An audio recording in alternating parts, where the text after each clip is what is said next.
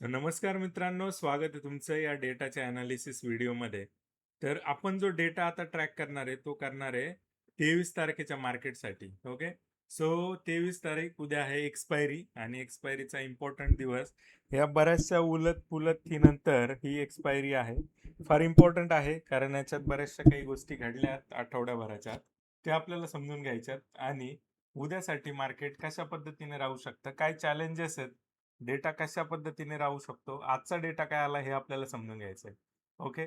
So मित्रांनो, कालच्या video प्रमाणे डेटा जो आहे तो थोडासा निगेटिव्ह साईडला राहणं अपेक्षित होतं, पण मार्केटमध्ये बऱ्याचशा काही अशा गोष्टी घडल्या की ज्यामुळे मार्केट वरती ओपन झालं, पण जे साइडवेज मुवमेंट आहे त्या पूर्ण दिवसभर आपल्याला बघायला मिळाल्या. एकदम 100-125 पॉईंटच्या आसपास मार्केट कन्सोलिडेट करत होतं, नंतर खाली आलं आणि खालच्या लेवलवरून डे एंड होताना हळूहळू 89 पॉईंट समथिंग त्या ठिकाणी क्लोज झालेले आहेत. ओके.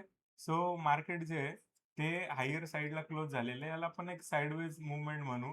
पण ह्या साइडवेज मुवमेंटमध्ये दिवसभरात असं काही घडलंय की मार्केटमध्ये काही उलटापालट झाली किंवा काही फेरबदल झालाय का? तर त्याचा आन्सर आहे नो. अजूनही डेटा जो आहे तो निगेटिव्हच आहे. तो काय आकडे आलेत आज, एफ-आयजनी काय केलंय, रिटेलरचं काय गणित आहे, ते आपल्याला समजून घ्यायचंय. ओके. सो मार्केट होतं वरती, तरी सुद्धा मार्केटमध्ये जे झालंय ते थोडंसं इंटरेस्टिंग आहे.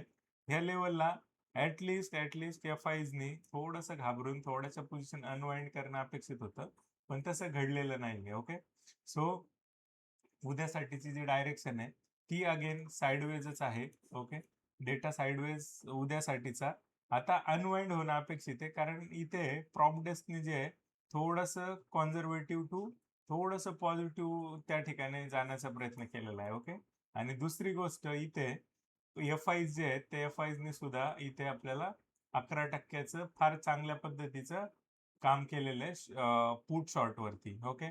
सो हे जे आहे ती गोष्ट ही दर्शवते की जी डाऊन साइड आहे ती फार हेवी डाऊन साइड तरी ऍटलिस्ट आता दिसत नाहीये. ओके. सो आता जे चॅलेंज आहे ते चॅलेंज हे आहे की हे 11-11.5 लाखाचा जो डेटा आहे तो त्या ठिकाणी रिकव्हर करायचा आहे. रिकव्हर करायचा मीन्स अनवाइंडिंग करायचंय. हा डेटा जो आहे हा सगळा आणि सगळा त्या ठिकाणी हे करायचं. तर आता उद्या एक्सपायरी असल्या कारणाने हा जो मोठे जे प्लेयर आहेत ते मोठे प्लेयर काय करतात, साधारण 1 वाजेपर्यंत हा सगळा डेटाचं जे गणित आहे ते क्लिअर करण्याचा प्रयत्न करतात.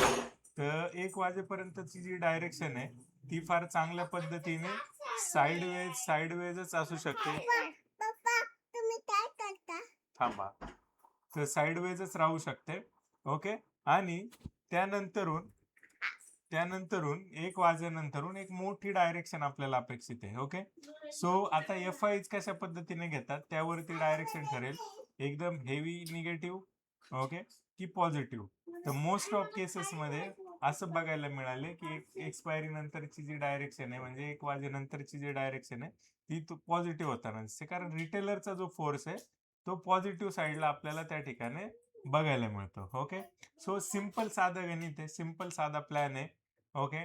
सिंपल साधा प्लॅन आहे. सकाळच्या वेळात कुठलीही बाईंग, कुठलीही मेजर ऍक्टिव्हिटी आपल्याला टाळायची, कारण डेटा साइडवेज आहे. ओके.